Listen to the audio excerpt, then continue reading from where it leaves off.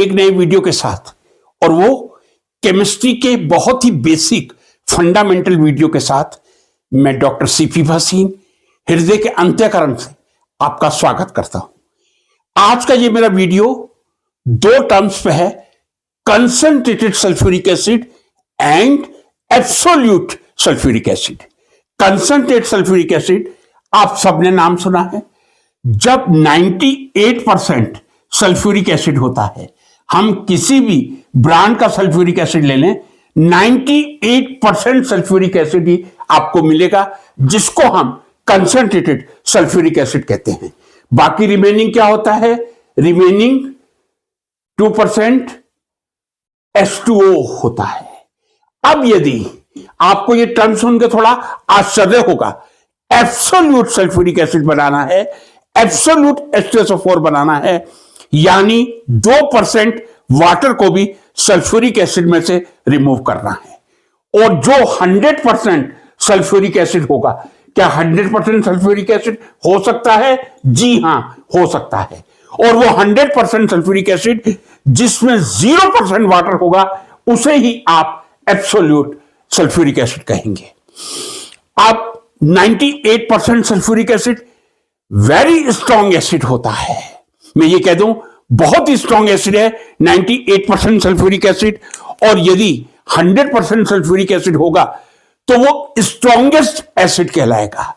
Strongest acid in the sense कि जो कोई एसिड पीएच स्केल पर मेजर किए जा सकते हैं, जिसकी स्ट्रेंथ मेजर की जा सकती है, उसी स्केल पे 100% सल्फ्यूरिक एसिड हो सकता है।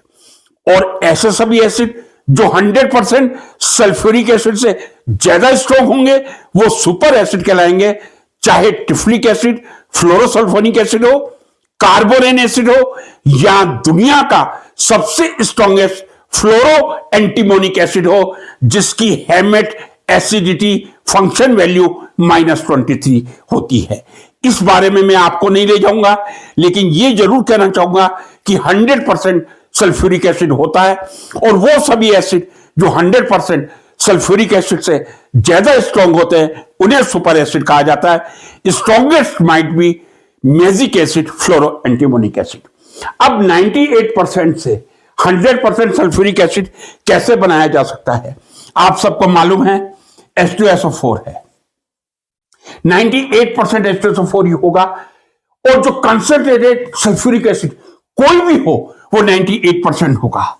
यदि इसको मुझे एब्सोल्यूट H2SO4 बनाना है, तो SO3 से रिएक्शन करवानी होगी। और जब मैं H2SO4 की सल्फर ट्राइऑक्साइड से रिएक्शन करवाऊंगा, तो जो प्रोडक्ट बनेगा वो H2S2O7 होगा, जिसको हम आम भाषा में ओलियम कहते हैं। सभी ने, एमएससी के स्टूडेंट ने, बीएससी के स्टूडेंट ने ओलियम या फ्यूमिंग, दूसरा नाम क्या होगा ओलियम का? Fuming sulphuric acid. Fuming sulphuric acid का मतलब, जैसे ही आप फ्यूमिंग सल्फ्यूरिक एसिड को खोलेंगे, सल्फर ट्राइऑक्साइड के फ्यूम्स निकलेंगे, और इतने तेजी से फ्यूम्स निकलते हैं कि वो मॉइस्चर की H2O को एक्वायर करके सल्फ्यूरिक एसिड में कन्वर्ट हो जाते हैं। क्यों SO3 और H2O के बीच इतना स्ट्रॉन्ग बॉन्ड होता है? रीजन बहुत सिंपल है। Sulphur trioxide highly electron deficient Lewis acid है, और H2O लुईस बेस है। लुईस एसिड SO3 जो electron deficient strong Lewis acid है, वो H2O की तरफ भाग के H2SO4 बनाता है।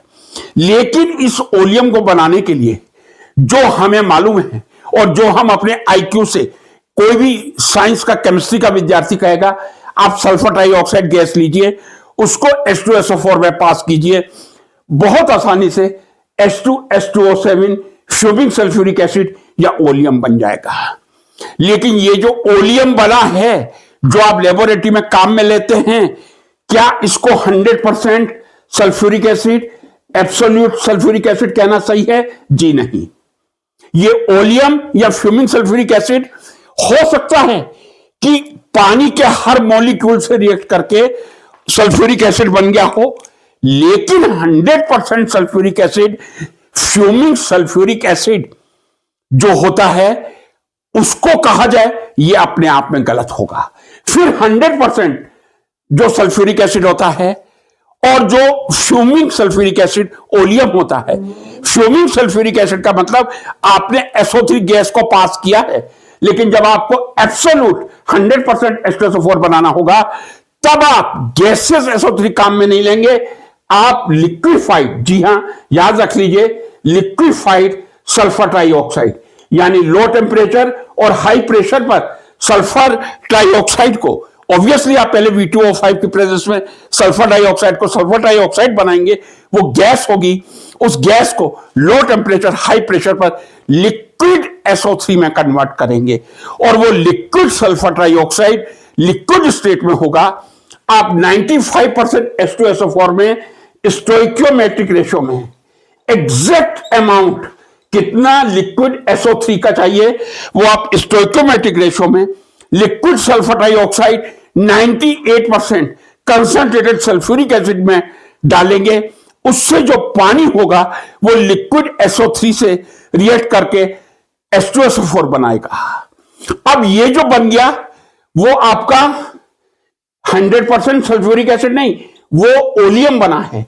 ओलियम से आपको 100% H2SO4 बनाना है और 100% H2SO4 बनाने के लिए आपको ड्रॉप बाय ड्रॉप इसमें एग्जैक्ट मेजर्ड अमाउंट पानी का डालना होगा। जब आप एग्जैक्ट मेजर्ड अमाउंट पानी का किसमें डालेंगे, जिस सल्फ्यूरिक एसिड में 98% में आपने लिक्विड सल्फर ट्राइऑक्साइड डाला था, उसमें जब आप ड्रॉप ड्रॉप करके डिस्टिल वाटर डालेंगे और स्टोइकियोमेट्रिक अमाउंट में डालेंगे, तब जो सल्फ्यूरिक एसिड बनेगा वो पूर्णतः 100% सल्फ्यूरिक एसिड होगा, जिसको आप एब्सोल्यूट सल्फ्यूरिक एसिड कह सकते हैं। तो क्या एब्सोल्यूट सल्फ्यूरिक एसिड बनाया जा सकता है? जी हां, लेकिन गैसेस सल्फर डाइऑक्साइड से नहीं, लिक्विड सल्फर डाइऑक्साइड का यूज करके आप पहले उसे ओलियम में कन्वर्ट करेंगे, फिर ओलियम में आप एग्जैक्ट मेजर्ड अमाउंट पानी का डाल के स्टोइकियोमेट्रिक रेशियो में उस ओलियम को, जो ओलियम है, वापस सल्फ्यूरिक एसिड में जब कन्वर्ट करेंगे वो 100% एब्सोल्यूट सल्फ्यूरिक एसिड होगा। जी हां, एब्सोल्यूट सल्फ्यूरिक एसिड हो सकता है, 100% सल्फ्यूरिक एसिड बन सकता है, लेकिन SO3 गैस से नहीं, लिक्विड SO3 से ही बनेगा। यही मेथड है और यही एब्सोल्यूट और कंसंट्रेटेड H2SO4 में डिफरेंस है। आशा है केमिस्ट्री वाले सभी विद्यार्थियों को यह समझ में आया होगा। कमेंट कीजिए, जरूर बॉक्स में आगे फॉरवर्ड कीजिए और लाइक करने का प्रयास कीजिए। नमस्कार।